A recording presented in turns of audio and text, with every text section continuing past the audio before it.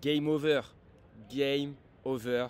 Novak Djokovic vient de remporter les Jeux Olympiques. Je suis en direct de Roland-Garros. Franchement, à chaud comme ça, on vient d'assister à un match monumental. C'est un des plus beaux matchs que j'ai vu de ma vie. En vrai, c'est sûr que c'est un des plus beaux matchs que j'ai vu. On fera le débrief et je vous donnerai mon avis et je ferai une analyse personnelle après en rentrant chez moi tranquillement. Mais là, vraiment, le premier sentiment, c'est de me sentir très chanceux d'avoir pu assister à cet événement planétaire, mondial. On l'a vu, hein, l'émotion de Djokovic à la fin du match, ça représente tellement de choses pour lui. On sait, ça fait des années et des années qu'il est en quête de cette médaille d'or. On a eu un match, franchement, avec deux joueurs, mais c'était stratosphérique. Le niveau d'Alcaraz dans le premier set, le fait que Djoko arrive à s'en sortir, le drama, le scénario, l'ambiance, enfin franchement, c'est complètement fou. Je vais rentrer chez moi, on va se faire un petit débrief tranquille, on va dérouler la chronologie du match et ensuite je donnerai mon avis personnel. Alors bouge pas, ça arrive tout de suite. Bon, je suis bien rentré. On va se faire dans un premier temps la chronologie du match et on va commencer tout de suite avec ce premier point. Il va falloir s'en souvenir de ce coup-là parce qu'aujourd'hui, il y a eu des coups qui ont été hyper importants dans le jeu de Novak Djokovic, qui ont été très importants durant toute sa carrière. Mais aujourd'hui, dès le premier point, on a vu que ce coup droit croisé, mais c'était hallucinant, l'arme de destruction massive. On le voit dès le premier point, mais retenez bien ce que je suis en train de vous dire parce que ça va être très important. Puis ensuite, on se retrouve tout de suite dans un moment un petit peu chaud, le premier, on va dire, où Djoko est à un partout, 30 A. Et puis, on en a parlé hier dans la preview de la finale. Allez la voir d'ailleurs si vous ne l'avez pas encore vue parce que j'avais annoncé, je me jette quelques petites fleurs, une victoire de Novak Djokovic en 2-7 très accrochée avec pourquoi pas un tie-break, mais surtout, on avait dit que la position au retour de Carlos Alcaraz n'allait pas être quelque chose qui allait déranger Djokovic et on l'a retrouvé aujourd'hui. Regardez bien en fait où est Carlos Alcaraz pour relancer ce service. Il est extrêmement loin et ça va permettre aux Serbes de venir prendre tôt tout de suite en revers, chose que les joueurs à une main ne peuvent pas faire par exemple, ou c'est très compliqué en tout cas.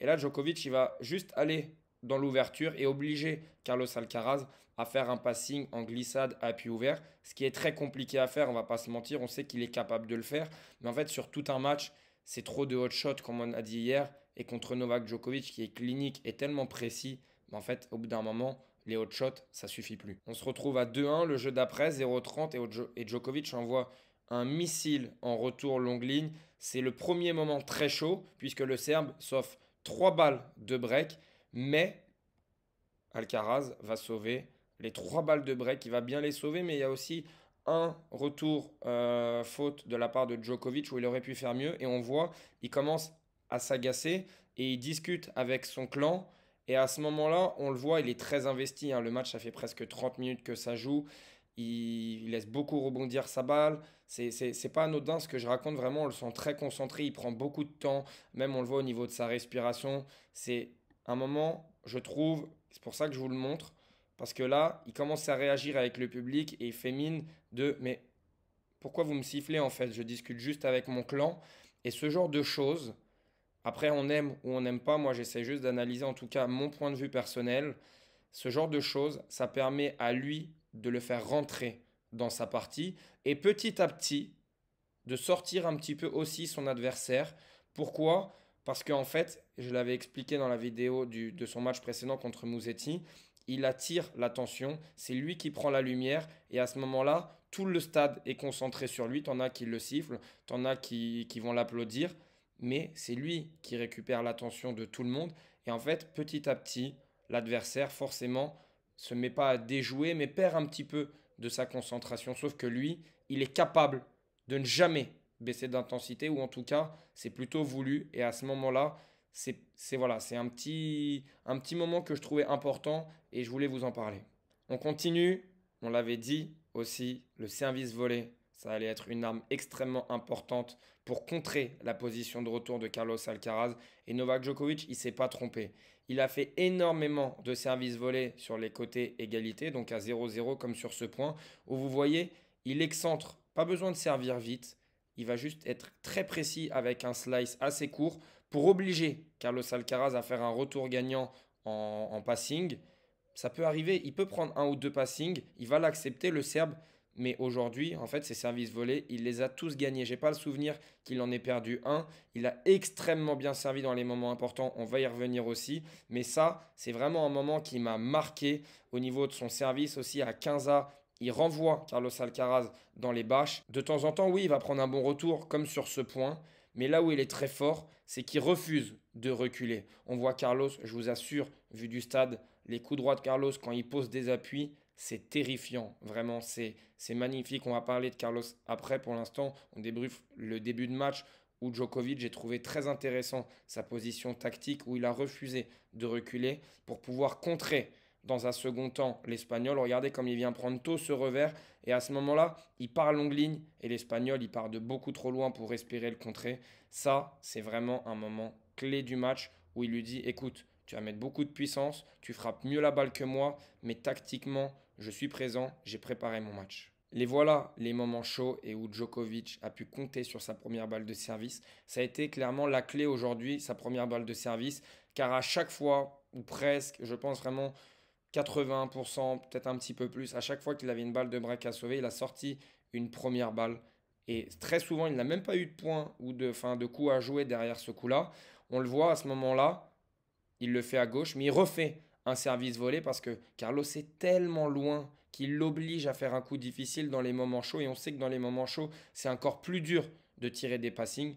Joko ne se trompe pas. Par contre, Carlos, lui, à ce moment-là, s'est trompé. Et ça, c'est le premier gros tournant pour moi. Pour Carlos, on est dans un moment chaud. On sait qu'à 4-4, les points valent double par rapport au début de match. Et à ce moment-là, on voit Carlos, il y a l'espace pour croiser, pour faire la petite remise. Et il va la jouer longue ligne. Et il faut se rappeler dans le match, quelques points avant, il a eu un petit peu le même style de balle et il était déjà à les cours croisés. Et je pense qu'il y a pensé, puisqu'on le voit, il y a une petite hésitation au moment de jouer cette balle. Il la joue longue ligne et il sait qu'à ce moment-là, il vient de laisser passer une petite occasion. Et comme d'habitude, dans les moments chauds, c'est là que les grands joueurs se subliment. Et aujourd'hui, on a eu deux immenses joueurs. À ce moment-là, gros danger. Balle de break pour ensuite servir pour le set pour Carlos. Et Djoko sort un très gros point et vient conclure au filet. Et c'est là où on l'avait dit aussi, il va avoir besoin de venir au filet. Il y aura du déchet, on le sait, mais il faut mettre une pression maximale pour essayer de grappiller des points faciles et ne pas s'embarquer dans des énormes rallyes où vraiment Carlos avait l'avantage aujourd'hui. Plus le point durait, plus il s'installait avec son jeu de variation, plus il avait de chances de remporter les points. À 4 partout, on a un jeu complètement fou avec des points totalement dingues. Si vous ne l'avez pas vu, franchement, je vous invite à aller voir ce jeu à 4-4. C'est monumental. On a Carlos qui fait le show, qui regarde le public.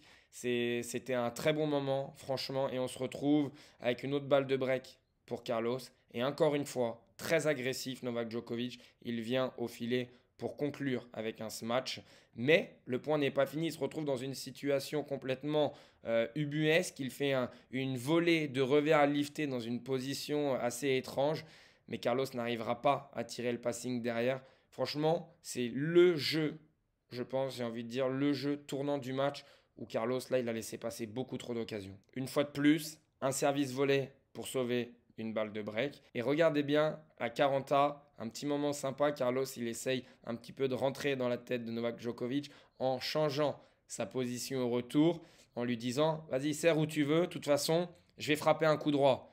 Mais ça ne le dérange pas, Djoko. Depuis le début, il lui servait le coup droit. Depuis le début, il lui dit, ok, tu veux servir coup droit, mais tu vas t'excentrer. Ça n'a pas loupé. Regardez où il a fait son retour. Et derrière, il s'est fait complètement punir. Il a perdu ce point. Mais c'était un petit moment que j'ai trouvé sympa. On se retrouve à 5 partout, 30A. Et qu'est-ce qui se passe? Une fois de plus, Novak Djokovic nous sort un service volé de son chapeau. Regardez où est Carlos pour aller chercher cette balle. Vraiment, ça a été l'élément. Enfin, il y a eu deux, trois éléments clés, mais le service, c'était pas tout le temps fort. Il servait pas forcément à 200, mais les zones, elles étaient tellement précises. Il arrivait à trouver le petit court croisé. Quand il fallait faire tomber une balle à 200, il la faisait tomber. Quand il décidait de servir au thé, c'était tout le temps sur la ligne, sur la médiane. Franchement, mais c'est d'une précision mais chirurgicale. C'est assez hallucinant. Et dans les moments assez chauds, il se trompe pas. Il fait ce qui marche, il fait ses schémas forts, il fait ce qui lui a rapporté le plus de points et il continue. Un autre exemple, 6 partout, 2-2, il renvoie un slice sur le coup droit de Carlos. Il n'a pas peur d'aller sur le coup droit de Carlos parce que ça part de tellement loin qu'il sait qu'il aura la balle courte. La balle courte, il l'a, il joue les deux pieds dans le terrain. Et en jouant les deux pieds dans le terrain, il peut s'installer et jouer un coup droit décroisé. Et ensuite, il n'a plus qu'à déposer une volée. Il faut quand même noter, regardez où Carlos est allé chercher la balle et faire son passing de revers. Ce qu'il faut faire pour mettre un point à ce joueur. Mais c'est hallucinant. Mais c'est tellement bien fait de la part de Djokovic. Les zones sont tellement précises qu'au final, en fait, pour lui, ça paraît pas si compliqué sur un format 2-7. Et j'insiste sur le format 2-7 parce qu'aujourd'hui, si c'est format 3-7 gagnant, je suis assez inquiet pour le Serbe. Mais ce n'est pas le sujet de la vidéo. Et là, comment ne pas parler de ce point? Forcément, mini break, petit tournant. Djokovic provoque la réussite, on va dire, puisqu'il décide d'aller relancer dans le terrain et de se jeter dans la balle. Et il fera un retour de coup droit, je ne sais pas si vous arrivez à voir où elle rebondit très court croisé la balle. Il la décentre un petit peu, on va pas se mentir. Malchance pour Carlos. C'est un peu dur de faire un mini break comme ça, je trouve. Moi, je suis assez neutre et je trouve que pour Carlos, c'est assez dur à ce moment-là. Mais on va dire, il provoque aussi un petit peu la réussite en se jetant dans la balle. Voilà, 5-3. Regardez où est Carlos, ben on ne le voit pas. On ne le voit pas parce que le service de Djokovic, en fait, il est tellement précis qu'il l'a envoyé dans les gradins. Et Carlos, il retourne comme il peut, il retournera faute. Mais encore une fois, vous voyez, le service slicé du Serbe aujourd'hui, il lui aura fait tellement mal à Carlos, tellement mal. Il part de tellement loin, il s'ouvre le terrain à chaque fois. Il lui a fait faire un nombre de fautes aussi au retour, des retours fautes à foison de la part de l'Espagnol, que ce soit en longueur, que ce soit dans le filet. Il a eu beaucoup de mal à régler la mire. Mais je vous mets énormément de plans de ce type parce qu'on en a parlé hier. Cette position au retour de Carlos, pour moi, ce n'était pas la solution. Ça permet à Novak Djokovic d'écourter les échanges et de le laisser dominer les points. Et voilà, la preuve en est, à ce moment-là, moment chaud, on se retrouve avec le schéma classique dont on parle depuis le début. Derrière, ça fera 7-3 pour le Serbe. Il aura réussi à mettre 4 points de suite à partir du mini-break. Il a gagné tous les points. Et là, début du deuxième set, un petit peu plus brouillon. On sent les deux joueurs. Déjà, on sent Carlos très clairement un petit peu atteint par la perte de ce premier set. On sent que le niveau a légèrement baissé, l'intensité aussi. C'est tout à fait normal. Ça fait plus d'1 heure et demie qu'ils sont en train de jouer. Enfin, 1 heure et demie, ça a été seulement la durée du premier set. Donc à ce moment-là, on est à 2-2. Ça fait au moins 1 h 50. Et là, vraiment, on est sur un point complètement fou. Mais ça aurait pu être un petit tournant puisque Djokovic a l'occasion de se procurer 2 balles de break. Et sur une contre-amortie, il se trompe. Carlos, évidemment, fait une course monumentale. Djoko se trompe, mais c'est surtout la défense de Carlos qui est complètement folle. Il va réussir à gagner ce point dans cette position en rejouant court croisé. Cette fois, on s'en rappelle, tout à l'heure, il n'avait pas joué court croisé dans une situation beaucoup plus facile. Mais c'était peut-être un petit tournant. Maintenant qu'on connaît l'issue, ça n'en est pas un, mais c'était important. Pourquoi je vous montre cette image? Parce que à 5-4, Carlos, eh ben, tu n'as pas le droit de faire ce retour dans le filet sur une deuxième balle. Ça, c'est le début d'un jeu où il faut réussir à mettre la pression tout de suite. Il faut montrer à l'adversaire que ce jeu-là, tu vas avoir beaucoup de mal à aller le chercher. On sentait que Novak Djokovic était assez émoussé. Là, c'était un moment très important dans le match. Il y avait la place pour faire le premier break. Il n'y a pas eu de break de la partie. Ça, c'est assez hallucinant. Les deux joueurs ont très bien maîtrisé les points importants quand ils avaient des balles de break à sauver ou alors leur jeu de service tout court. Mais à ce moment-là, il y avait la place. Tu dois faire jouer cette balle. Tu ne peux pas te permettre de renvoyer ce retour dans le filet. On voit sur le point d'après Djokovic qui est à l'agonie, il est en train de glisser, c'est très compliqué pour lui, mais il fournit l'effort. Et quand il fournit l'effort, il se retrouve à refaire jouer un coup de plus à son adversaire et il va grappiller et Carlos Alcaraz finira par faire la faute. Même chose à 6-5 pour Carlos. Premier point du jeu, il fait un retour dans le filet. Même chose, tu ne peux pas faire ça. Tu peux pas, c'est facile à dire derrière notre écran, vraiment, mais c'est des moments chauds et Djokovic, il le sait plus que personne. On l'a vu, je l'ai observé, il prenait son temps, vraiment. Il a abusé des rebonds pour faire rebondir la balle très longtemps, mais il se met dans une routine où il sait qu'à ce moment-là, il faut jouer un petit peu différemment, il faut un petit peu casser le rythme. Ça fait aussi partie du jeu. Oui, certains aiment encore une fois, d'autres n'aiment pas. mais c'est bien pensé. Et puis là, on se retrouve dans le tie-break du deuxième set, où clairement, Novak Djokovic va faire les efforts. Il n'a pas envie. Il sait que s'il s'embarque dans un troisième set, c'est très compliqué pour lui. Premier point, il lâche une glissade. Il n'y a plus de douleur au genou là, hein. Là, il n'y a plus rien. La glissade, appui, ouvert, revers, elle est monumentale. Parce qu'à ce moment-là, je vous dis qu'il est complètement rincé. Et il fournit les efforts. Il va aller chercher ses points. Et là, il nous fait le fameux coup droit croisé dont on parlait au début de la vidéo, qu'il maîtrise à la perfection. Dites-vous bien que là, il va envoyer une roquette croisée que Carlos n'arrivera même pas à toucher. Si Carlos ne touche pas la balle, c'est pour vous dire la précision du coup droit. Quand je vous dis que Novak fait l'effort, dites-vous bien que là, à ce moment-là, il va réussir à remettre la balle en jeu avec un énorme lob et il finira par faire craquer Carlos pour faire le premier mini break dans ce tie break. C'est un moment chaud, il est là, il se donne à fond et c'est hyper important mentalement, physiquement, il met de la voix. Et ça aussi, on aime ou on n'aime pas, mais pendant tout le match, il a frappé les balles assez, pas tranquillement, mais en étant vocal. Et à ce moment-là, le fait de mettre de la voix, de montrer qu'on met plus d'intensité, et ben mentalement aussi pour l'autre, c'est différent. 2-2, qu'est-ce qui se passe? Une nouvelle roquette croisée avec son coup droit ultra relâché. Franchement, elle est partie à 10 000. C'est hallucinant. Je vous invite à aller voir ce tie-break. Franchement, regardez-le. Ce point, mais c'est monumental. Il y a eu quelques échanges et il finit par un bout de course comme ça, mais c'est totalement fou. Et derrière, forcément, allez, on harangue le public, on en a besoin. C'est un moment chaud. C'est aussi un moment où on a besoin de se libérer, de libérer la pression. Vous voyez les deux joueurs qui jouaient un petit peu avec leurs épaules, qui avaient besoin de se relâcher. Ça parlait beaucoup avec leur clan, il y avait beaucoup de bruit dans le stade. Ça commençait un petit peu à ce moment-là, justement aussi, le public à se chauffer un peu. Ça respectait un petit peu moins les deux joueurs. Ça parlait entre deux services alors que ça avait été clean. Pendant tout le match, on sentait beaucoup de tension. Et sortir ce coup-là à ce moment-là, bah, c'est monumental en fait. Et puis derrière, on va retrouver tout ce qui a fonctionné pour Novak Djokovic. Il va venir chercher un point au filet. Et puis derrière, il va faire un excellent retour sur balle de match pour se procurer une balle et la jouer sur sa ligne de fond de cours. Il va lâcher un coup droit extrêmement précis, longue ligne. Et derrière, c'est la délivrance. On voit la belle accolade avec Carlos Alcaraz au filet. Carlos, vraiment, mais quel joueur. Quel joueur. Je vais donner mon avis dans quelques minutes sur les deux joueurs et sur ce que j'ai pensé personnellement. Là, je vous ai juste fait le débrief de la finale. Mais là, il aura lâché sa petite larme après, forcément. Moi aussi, j'aurais lâché la mienne. C'était un match historique. Franchement, c'était complètement fou. Mais regardez ce beau perdant, quoi. Il est là, il salue Novak Djokovic avec un sourire.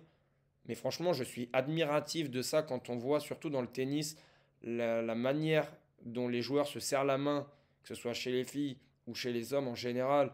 C'est quand même pas très cordial. Mais Novak Djokovic, qui est d'ailleurs très souvent très bon perdant aussi, il faut le souligner.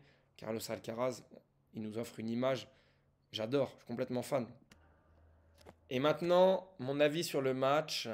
On a vu un match totalement fou. On a vu un premier set d'1h30 avec un niveau stratosphérique. Mais j'ai trouvé Carlos Alcaraz meilleur que Novak Djokovic dans cette première manche. Et encore une fois, c'est le Serbe qui remporte un set où j'ai pourtant l'impression qu'il est dominé.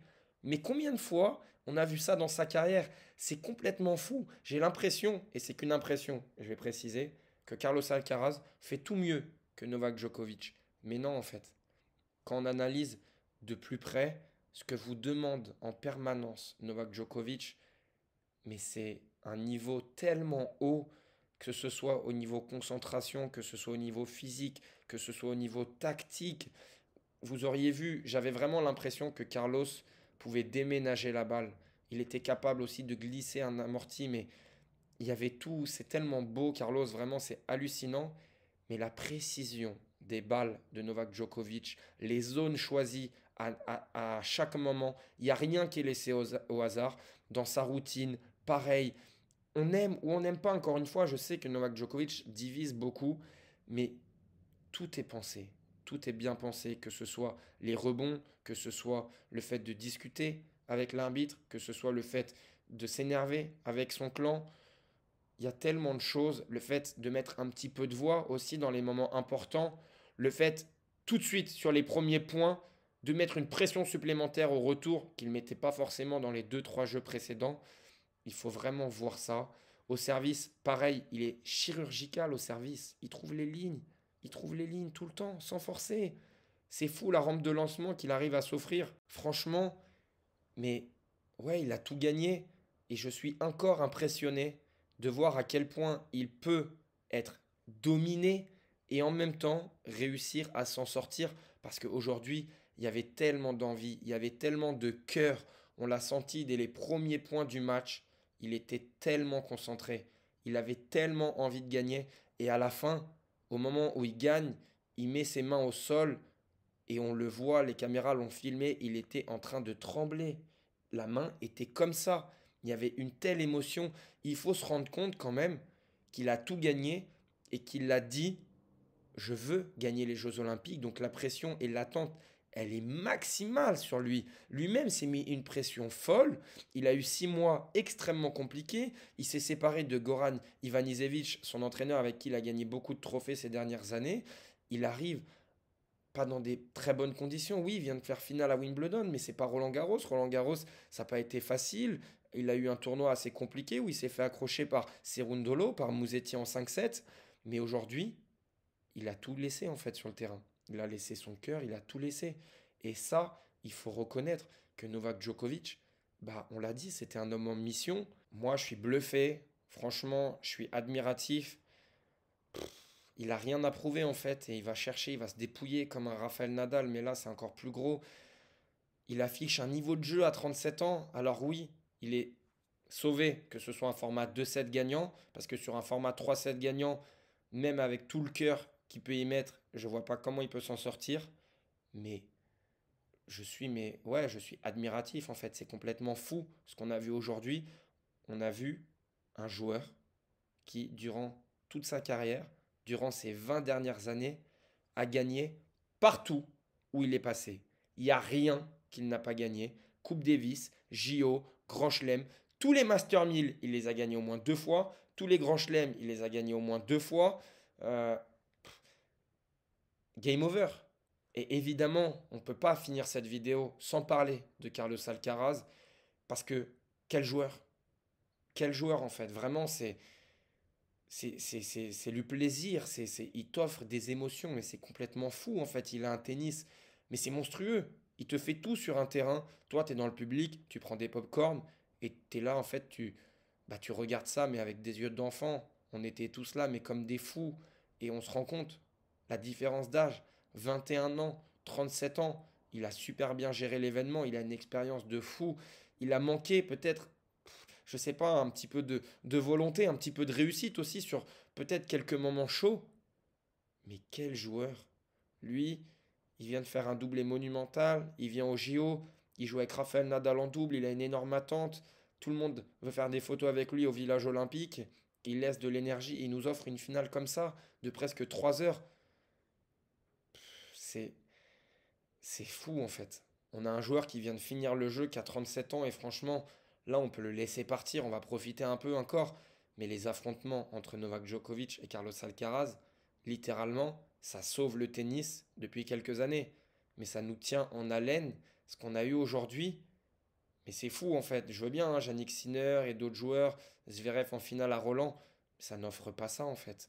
Là, on a deux joueurs hors normes. Carlos Alcaraz, 21 ans. 21 ans, s'il vous plaît. Je pense qu'on ne se rend pas assez compte de ce qu'il vient de faire. Il vient de faire médaille d'argent. Pour lui, c'est une grosse déception. Mais j'ai calculé de tête. Il est censé être là dans 4 ans. Il est censé être là dans 8 ans. Il est censé être là dans 12 ans. Il aura que 33 ans. S'il pousse comme Djoko jusqu'à 37 ans, il lui reste au moins 3 ou 4 Olympiades. Très fort. Voilà. Franchement, c'est assez fou. C'est assez fou. Franchement, j'arrive pas à redescendre. Je vous fais la vidéo. On est en fin de journée. J'ai vécu une journée complètement folle. Je suis hyper reconnaissant. On a vécu ça avec ma maman. Pour un passionné comme moi qui a commencé le tennis il y a plus de 20 ans, j'ai vu toute la carrière de Djoko devant mes yeux. Aujourd'hui, il a littéralement fini sa carrière. Je ne sais pas ce qu'il peut faire de plus. En tout cas, j'arrive pas à l'imaginer. et on voit de l'autre côté un joueur qui va émerger et on va en profiter pendant 15 ans. Mais en fait, les émotions, elles sont complètement folles et je suis tellement reconnaissant d'avoir pu vivre ça. Voilà, j'espère que la vidéo vous a plu.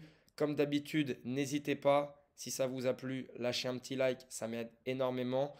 Partagez autour de vous, abonnez-vous si ce n'est pas déjà fait. Et puis maintenant, on va reprendre le circuit ATP. On va se laisser un petit jour quand même tranquillement. Et puis on va reprendre du côté du Master 1000 de Montréal où il y aura plein de choses à dire. Ça y est, la tournée nord-américaine commence. Nous, on se dit à dans quelques jours. Profitez bien et vive le tennis.